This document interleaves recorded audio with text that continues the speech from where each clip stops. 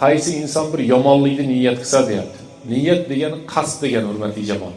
Bir narsani qasd qilishi, shuni men qilaman, mana uni bajaraman deyishlik.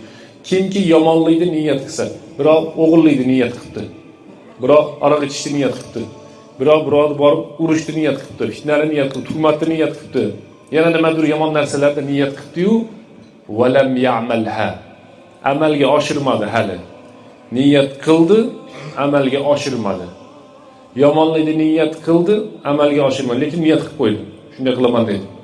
Qo'shni uyga dedi, bir afalkani qo'yayotganda yarim metr o'tib olaman dedi. Otamdan qilgan deb ayta olaman bir narsa desa, ha desa dadamdan qolgan shu yillar sen bilmaysan deb o'tib olaman yarim metr dedi. Payg'ambarimiz sollallohu alayhi vasallam kim birovning uyiga, birovning haqqiga tajovuz qiladigan bo'lsa, senga yer kerak deb Alloh taolo aytib, ustiga dedi, qiyomat kuni 7 qavat yer ilib qo'yadi dedi. Shuni singari birov yomonlikni niyat qildi-da, valam ya'malha, amalga oshirmadi. Alloh taolo aytayapti farishtaga, yozmay tur deydi ekan.